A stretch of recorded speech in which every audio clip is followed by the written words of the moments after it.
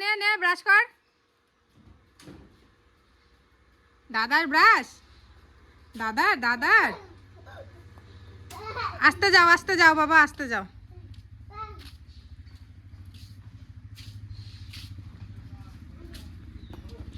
ওই পড়বি তো। আজ হচ্ছে 8ই এপ্রিল, আমার বার্থডে। তোমরা যারা আমার শুরু থেকে ব্লগ দেখো তোমরা সবাই জানো যে আমার বার্থডে আর আমার বড় ছেলের বার্থডে কিন্তু একদম পাশাপাশি। আমার হচ্ছে 8ই এপ্রিল আর আমার বড় ছেলের হচ্ছে 11ই এপ্রিল। যাই হোক, তোমাদের দাদাভাইয়ের মনে নেই, তো মনে না থাকাটাও স্বাভাবিক। আর কারণ হচ্ছে বাড়িতে এত কাজ চাপ, বুঝতেই পারছো। আর সারাটা দিন মাটি কাটার একটা পরিশ্রম কিন্তু আলাদাই। এই পরিশ্রমটা অনেক হয় মাটি কাটা। লেবার নিয়ে যদিও বা কাজ করছে, কিন্তু সাথে সাথে তো ও করছে, সারাটা দিন করছে। তো যার কারণে না সেরকম কোনো অভিযোগ ওর ওপর নেই। খারাপ একটু লেগেছে, কারণ চেয়েছিলাম হয়তো বা মনে থাকুক, কিন্তু মনে নেই, সেটাও অতটাও খারাপ লাগেনি। কারণ আমিও এখন বয়সের সাথে সাথে মানুষ বুঝতে শিখে না।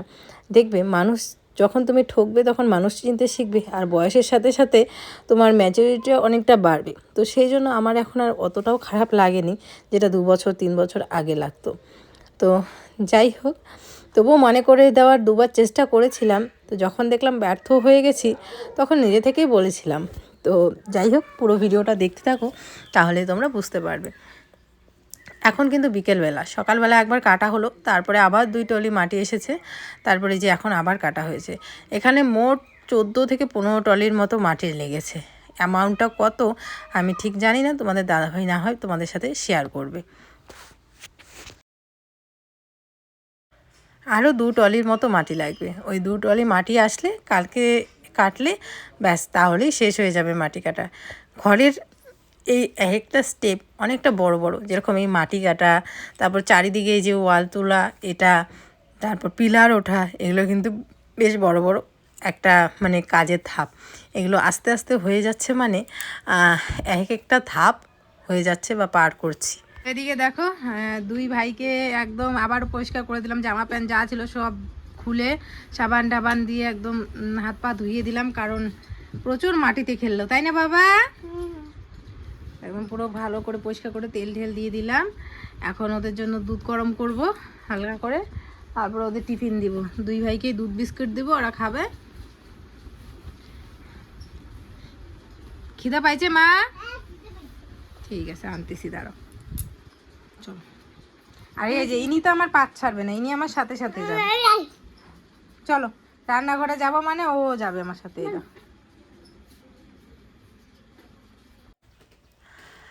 দুদিনের ব্লগ কিন্তু একসাথে দিচ্ছি, তার কারণটা বলছি। ওই যে বললাম বাড়িতে এত কাজ চাপ, আর তোমাদের দাদাভাই সেইভাবে সময় দিতে পারছে না, বাচ্চাদের একাই নিয়ে রাখতে হচ্ছে। তো বাবাও ওইদিকে ক্ষেতের কাজে একটু ব্যস্ত, কারণ ক্ষেতে এখন লাগানো হচ্ছে বেগুন, সেই জন্য। এদিকে তোমাদের দাদাভাই নিয়ে আসছে মাছ, সকালে গেছিলো বাজারে। এর আগের দিন রাত্রেবেলা পাঙ্গাস মাছ নিয়ে এসেছিলো। আমার ওই মাছটা না বেশি একটা ভালো লাগে না, মানে ভালোই লাগে না, এই এত তেল না, সেই জন্য টেস্ট লাগে না। তো যার কারণে এই যে আবার রুই মাছ নিয়ে আসছে। আর পাঙ্গাস মাছটা কিন্তু আমার ছেলেও খায় না, বড় ছেলেও খায় না, একটা গন্ধ গন্ধ লাগে না, সেই জন্য ও খায় না। তো দেখেছি মিতাজ কিছু কিছু জিনিস ওই আমাকে ফলো করে, আমি যেটা পছন্দ করি না ও করে না, আর আমি যেটা ভালোবাসি ও সেটা ভালোবাসে। তো রান্নাবান্না সমস্ত কিছু শেষ করে এদিকে আসলাম এখন বাসন মাজতে। এই রান্নার আগে বাসন মাজা, রান্নার পরে বাসন মাজা, এই বাসন মাজা বোধহয় আমাদের প্রত্যেকটা মেয়েদের জীবনের মানে অঙ্গ প্রত্যঙ্গে জড়িয়ে আছে। এই বাসন মাজাটা আমার খুব বিরক্তকর একটা কাজ মনে হয়, আমার ভালোই লাগে না বাসন মাজতে।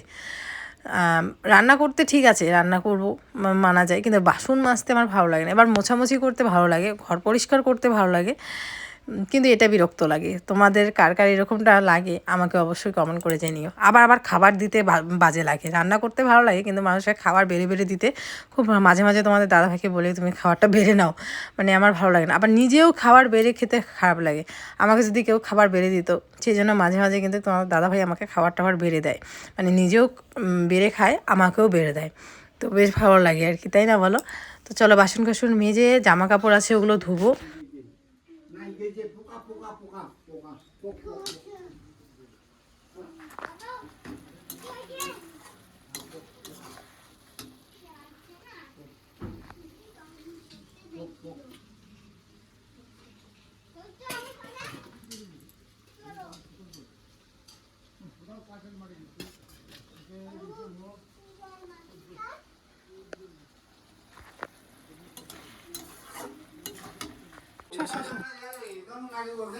তো বন্ধুরা, সারাদিন কাজ করে কাজ সবে মাত্র শেষ হলো, সম্পূর্ণ হলো।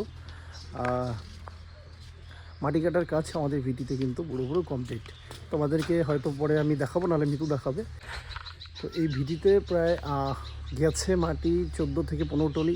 আর অ্যামাউন্টের কথাটা তোমাদেরকে বলেই দিয়েছিলাম। আর 2 থেকে 3 দিন আমি কিন্তু প্রচুর ব্যস্ত ছিলাম, যে ব্যস্তর কারণে আমি ভুলেই গেছিলাম যে আজকে মিতুর জন্মদিন। আর সকাল থেকেই মিতুর মন আজকে একটু ভারী ভারী, সেটা আমি পরে গিয়ে বুঝতে পারলাম।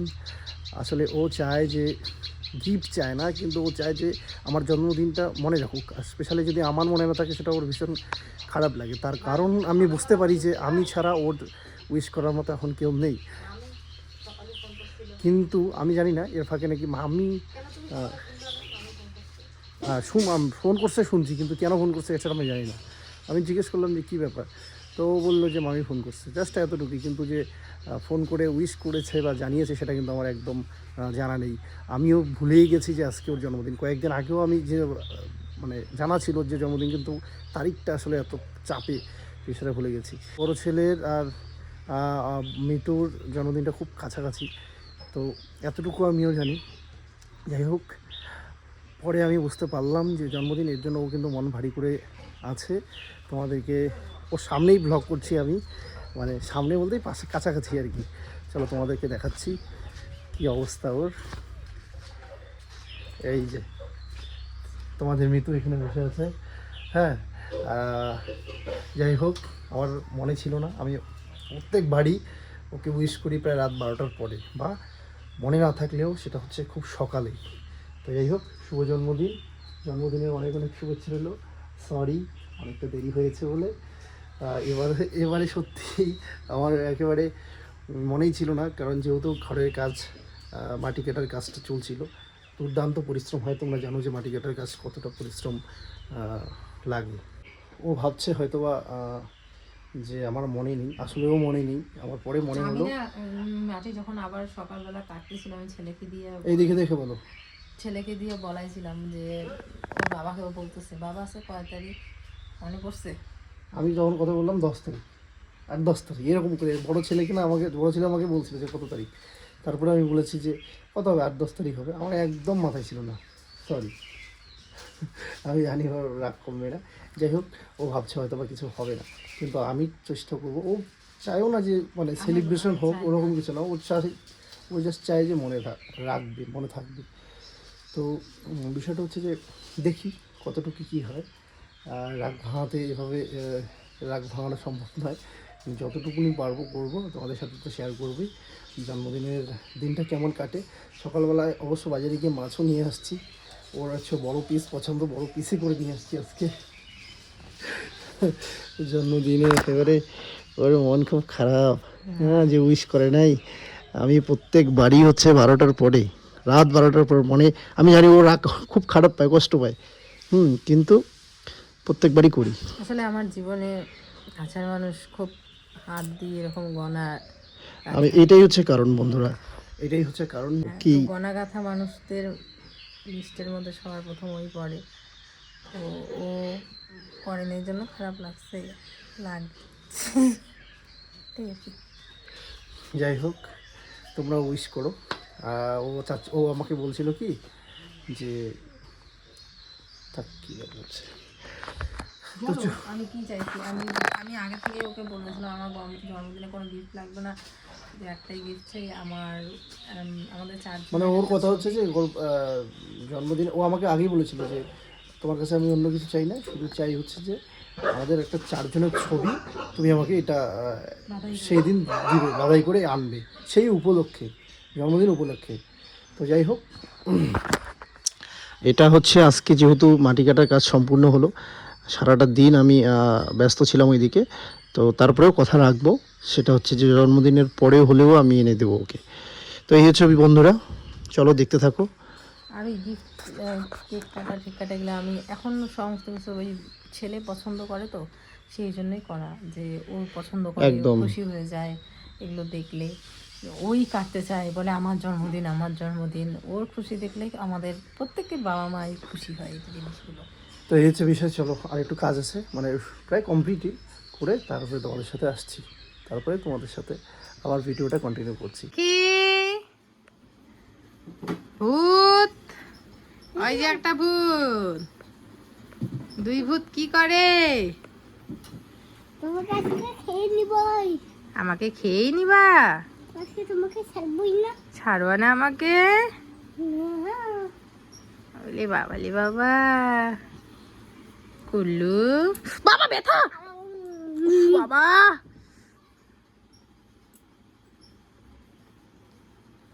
মিথিল বাবা, আজকে ভাইকে খেয়ে ওই ডাকেতে শুভ জন্মা দাদা ডাকে না? ভাই দাঁড়াও না, দাঁড়াও না, দাঁড়াও না, দাঁড়াও দাঁড়াও না বাবা। হ্যালো হ্যালো, শুভ সন্ধ্যা। মনে হয় বাবা বাজারে গেছে কিছু আনতে। বাবা বাজারে গেছে মনে তো হচ্ছে। বললাম যে মিতাংশকে নাও তো একটু কেচি, কেচিটা আনবো বাবা। বাবা কেচিটা আনবো, কেচিটা আনবো। তো বললাম যে বাচ্চাটাকে নাও তো একটু, বলে কি না আমি তো আসতেছি আসতেছি বয়া গেল। তার মানে কিছু তো হচ্ছে এক ব্যাপার, জানি না। সারাদিন কাজ টাজ করার পরে ওরও সেরকম যেরকম এনার্জি লেস লাগে, আমারও লাগে, সরকার আর ভালো লাগে না। তো আগের ব্যাপারটা আলাদা ছিল, এখনকার ব্যাপারটা টোটালি আলাদা। কিন্তু এখন তবুও যতটুকু হয় না হয় ছেলে খুশি হয়। ছোট তো এগুলো এত এখন কিছুই বোঝে না, বাট বড় খুব খুশি হয়। কেক কাটা। আচ্ছা, তুমি কেক দেখলে কেমন লাগে তোমার? কেক কেক কেমন? সারাদিন আমার কেক লাগবে। কেক কেক ভালো লাগে? হ্যাঁ, কত ভালো লাগে? একটু। এত ভালো লাগে। আর কার কেক কাটা হবে আজকে? আজকে আমার কেক কাটাবো। তোমার কি আজকে? আজকে আমার রবিবার। আজকে ওর রবিবার? এটা কি কথা, ভালো করে বলো। আজকে কি রবিবার। রবিবার না, বলো আজকে কি? সুন্দরবার। সুন্দরবার বলো। আজকে তোমার কি হ্যাপি বার্থডে? হ্যাঁ, এটা কাটাবো। আমার বেবি। কাম অন বেবি, আরে আসো তো ফটাফট গিফট দাও। তাহলে আমি গুলি গুলি ছুবো। গিলি গিলি ছোলা। মাম্মাম কি চাইছে তোমার কাছে? গিলি গিলি। এই যে এই যে, আমাকে গিফট দাও, তাড়াতাড়ি গিফট দাও। তুমি গিফট দিচ্ছ আমাকে? ওরে বাবা, ছোট বাবু গিফট দিচ্ছে। খুব সুন্দর বলুলা। আমি আজকে মা একটা বাবা ছড়া বলবো? এই একটা ছড়া বলুন না। বলো বলো বলো বলো একটা এই ছড়া। সব সুন্দর বলুলা। শুভ সন্ধ্যা হচ্ছে তো, একটা ছড়া বলো তো বাবা। তা আমি কি করবো না? আর বলো না একটা কবিতা। তোমাকে না শোনো, ওই মাসিগুলো আছে না, মাসিগুলো, ওই যে একটা আন্টি আসছিল না, তোমাকে জুতো দিয়ে গেছে, জামা দিয়ে গেছে, ওই আন্টিটা না একটা ছড়া বলতে চাইছে। তুমি একটা ওই যে রেন রেনটা বলে দাও তো, বলো না।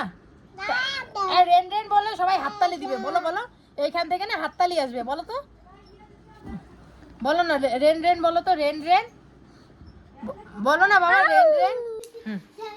কি করে রে তোর বাবা? ওই দেখ বাবা কি আনতেছে।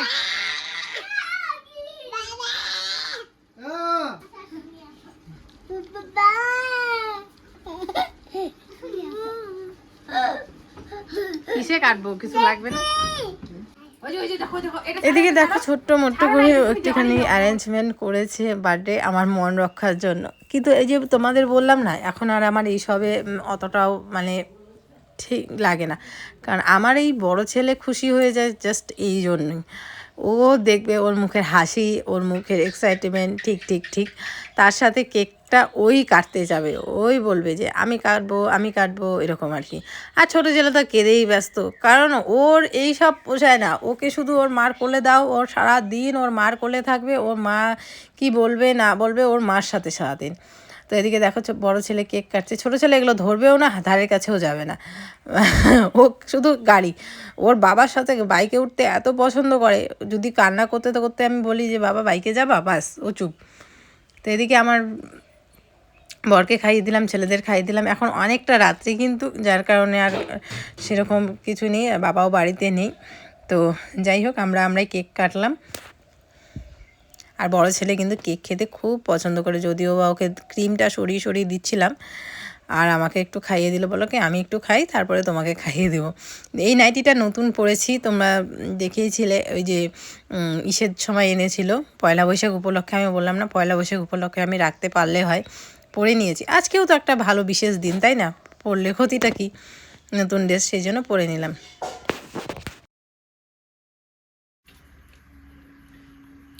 তো বন্ধুরা, এই হচ্ছে আমাদের ছোট মোটো সেলিব্রেশন। তোমাদের কেমন লাগলো অবশ্যই কমেন্ট করে জানাবে। আমি জানি তোমরা অনেক কমেন্ট করবে, কিন্তু কিছু করার নেই।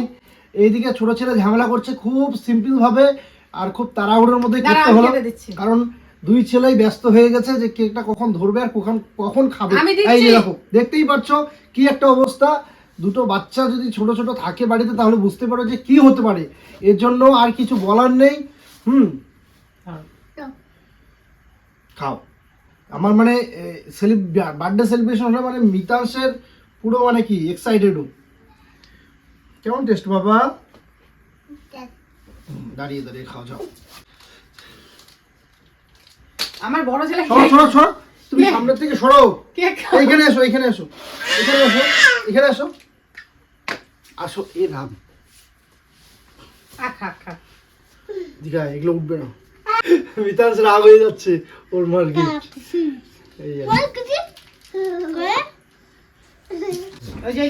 এইদিকে আমাকে কেক লাগিয়ে দিচ্ছে, আর আমি বলছি মানে কেক আমাকে চকলেট দিচ্ছে। তো আবার হিসু করতে যাচ্ছে, আমি ভাবছি রাগ করেছে বোধহয়, বলে না আমি হিসু করতে যাচ্ছি। তো এদিকে কেক লাগিয়ে দিচ্ছে। বড় ছেলে ভাববে কি ওর বাবা বোধহয় আমাকে মানে অত্যাচার করছে, তো যার কারণে আবার কিন্তু ডাঙ্গি দিয়ে দিবে। তো এরকমটাই করে। আমাকে যদি কেউ মানে কিছু বলে বা কিছু করে, সবার প্রথমে ও যে একদম লাফিয়ে ওঠে। দেখবে তোমরা রিয়াকশানটা দেখতে পারবে। তো যাই হোক, আমি ওর কাছে কোনো রকম গিফট কোনো কিছুই চাইও নি, বলিও নি। শুধুমাত্র একটা বলেছি যে আমাদের 4 জনের একটা ছবি বাঁধাই করে আমাকে দিবে, আমি সেটা ওয়ালে লাগিয়ে রাখবো। তো বলেছে যে ঠিক আছে দিবে। তো জানি না কবে দিবে, যখন দিবে অবশ্যই তো তোমাদের সাথে শেয়ার করব। আর ছোটো ছেলেগুলো হা করে দেখছি। এবছর কিছুই বুঝতে পারবে না, সামনের বছর হোক, তখন ও দাদার মতো। আসলে ওর মানে অনেকটা রাত্রি হয়ে গেছে না, ওর ঘুম পেয়ে গেছে, বেশি রাত্রে জাগতে পারে না ও। ওর মোটামুটি ওই 9টা 9:30 হলে ব্যাস ওর ঘুম চলেই আসে। আমাদের গ্রামে এখানে সবাই এরকমটা, ওই 8টা 8:30-র মধ্যে যত বয়স্ক লোক আছে সবাই ঘুমিয়ে পড়ে। 8টা 8:30 এরকম টাইমের মধ্যে ঘুমিয়েই পড়বে। তো যাই হোক, এদিকে দেখো আসলে সারাদিন ওরা কাজ বাজ করে না, সেই জন্য 8টা 8:30-র দিকে বয়স্ক লোকরা ঘুমিয়েই পড়ে। তো এদিকে দেখো আমাকে একটা চকলেট কিনে বলে দিচ্ছে ওর ভাই, আর ওর দাদাকে একটা দিচ্ছে, আর ও একটা খাচ্ছে।